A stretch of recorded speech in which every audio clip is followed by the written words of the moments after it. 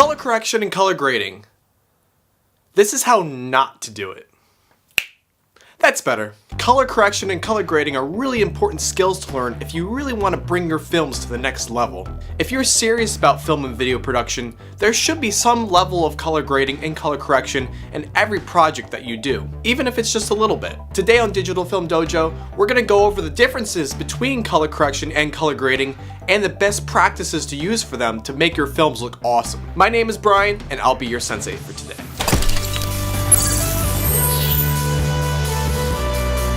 So color correction versus color grading. People might tell you it's the same thing. Well, those people are wrong and you should probably cut them out of your lives. Okay, maybe we don't have to go that extreme, but it is good to know the difference. Color correction refers to the process of slightly adjusting factors such as white balance, exposure, and saturation in your shot in order to make all the shots in your scene look consistent. There may be a shot or two that might not have been lit as well as you want it to, or because of the sun, there might be a slightly different white balance than the rest of the shots. This is one of the times where we actually fix it in post. And now color grading refers to the process of going through your shots and giving them a score between 0 and 100 based on how cool you think their color looks. Really? Who writes this stuff anyway? Color grading is actually the process of creating an overall look or tone to your film using color. You're not necessarily fixing shots, it's more like you're giving your shots a finishing touch. This is one of my favorite parts of post-production because there's so many different ways that you can color grade your film. Now believe it or not, the process of color correction and color grading actually starts when you're filming on set. There's a few key things you can do while you're shooting that can help your color process later. This is called fixing it for post. You know, I like that better. First of all, you should always do your best to try to properly expose your shots as well as you can right out of the gate. While it may help to some degree, don't rely on color correction to help all of your exposure. Shots that are really underexposed can be brought up in color correction, but this will result in your shots looking too grainy and you can possibly lose some of your contrast and saturation that way. So don't do that. Remember, we want to be cool filmmakers. Not like this guy. He doesn't expose his shots right. Also, make sure that your white balance settings are as natural as possible in your camera. It's always good to start off with the most natural white balance for your shot and then color grade from there. You may be tempted to change the settings in your white balance in order to make your scene a more cooler color or a warmer color, but doing this will actually severely limit your color grading options in post. And finally, if you have a camera that can shoot in log or a flat picture style, do it. Now, what is a flat picture profile, you may ask? It's a picture style where your video looks washed out. It's very low contrast, very desaturated. Now, you may think, what the heck? This doesn't look good. Why would you shoot this way? It looks so bad. Come on, Brian, you're supposed to know this stuff. You're a bad teacher. I'm unsubscribing. Well, before you hit the unsubscribe button, let me explain. Shooting this way actually gives you the most color information in post. You'll get the most dynamic range out of your shot, and you'll get the most freedom to do whatever you want with color. It's sort of like painting in the colors of your shot from scratch. And the results can actually be pretty amazing when you think about it. So if you're shooting with a cinema grade camera, it will most likely have some sort of vlog profile, which will be your flat picture profile. So use it. Now, so after you shoot your scene and you edit it together into a picture lock, it's time to actually tackle color correction. The best way to tackle color correction is to find one shot in your sequence that you think best represents the natural color and exposure of your scene. With that reference in mind, you're going to want to go through the rest of your sequence and use your color correction tools to match the white balance and exposure of that shot that you selected.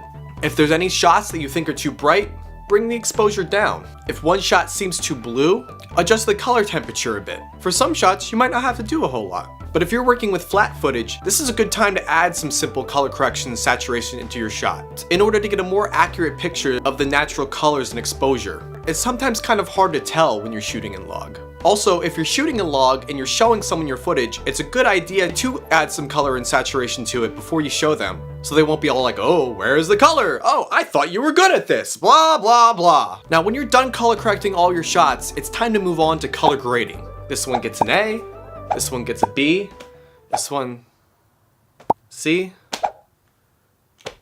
Now, the process of color grading isn't as straightforward as color correction. This is because there's a lot of different ways to go about it. The most important thing to think about is the tone of your film. Like I said before, color grading helps you set that tone. If you watch a lot of movies, you'll start to notice some trends in color correction according to the genres of the films. For example, action movies will be high contrast, and they usually have boosted oranges and blues. Sci-fis are usually darker and cooler colors, and comedies tend to be bright, colorful, and natural looking. But just because these are the trends in Hollywood doesn't mean that you have to follow those same trends. You can experiment a lot with color, just as long as you feel like you're conveying the right tone. This is a good time to show your film to other people, to see if they think it's the right tone as well. Now, a few technical things. A tool that most programs have nowadays that might help you is a histogram. I don't use it much, but I know some people who really like using it. It can help you truly get the most dynamic range out of your image. It's also good to know what colors contrast well with each other. You'll be able to tell this by looking at certain tools such as curves. There's blue and yellow, red and cyan, and green and magenta. Using one color to tint your blacks and a contrasting color to tint your whites can make for some interesting looks, but in most cases, try not to overdo it. Now, you may be wondering, Brian, you never mentioned what kind of programs we can use to color correct. Well, that's because basically all editing programs have some sort of color correction tool in them. The main one I use is Lumetri Color, which is built into Premiere and After Effects. But there are also programs that are designed mainly for color correction. For example, DaVinci Resolve and SpeedGrade. Except, literally nobody uses SpeedGrade. Just forget that, just don't use it. DaVinci Resolve started out as a dedicated color correction program and has kind of evolved into a video editor as well.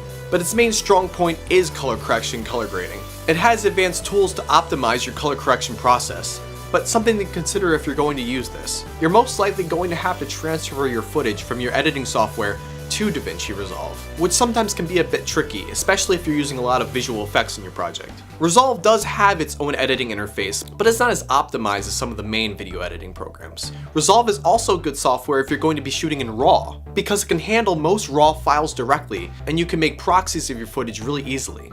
I know some of this might sound confusing, but it's something that most of you guys don't really need to know right now, but I will be going over it more detailed in a future video. There are also color presets included in most software that you're going to use, or plugin packages you can buy and download, in order to give an already pre-made look to your film. While this may work in some circumstances, I wouldn't suggest doing this consistently, because you're not actually learning anything if you're just applying a preset to your shot. You can use presets as inspiration though. Also, advanced programs might have presets called LUTs, or lookup tables. These are especially good to use with footage shot in log. It's a good way to easily look at your log footage in a more color-corrected fashion when you're editing your project, but it's not normally something you use for your final export. So in the end, it's really up to you what kind of software that you want to use for your color correction and color grading. I use the effects in Premiere just because I don't really like switching between programs that much for my color correction, but some people do. The tools in Premiere and Lumetri Color have actually advanced a lot over the past few years. In the next video, I'll go over a detailed step-by-step tutorial on how to do color correction and color grading in Premiere using these effects. If you're able to master color, you're going to be in good shape. Every film needs it, and if you can do it, you'll be a valuable asset on people's projects. Also, a lot of color tools used in film can also be used in photo editing and graphic design. The best thing you can do is just experiment a lot and try all different types of looks. So again, next week I will be doing a step-by-step tutorial on color correction and color grading in Premiere. Be sure to subscribe if you haven't already in order to catch that video when it comes out next week, and in order to get new filmmaking tips, tricks, and tutorials every week going forward. As always, feel free to comment down below with any questions you may have or any other topics you want me to cover in the future. And take a look at my Twitter or Instagram for behind-the-scenes pictures and announcements. I hope you all have a nice week, and I'll see you for the next video. Bye everyone.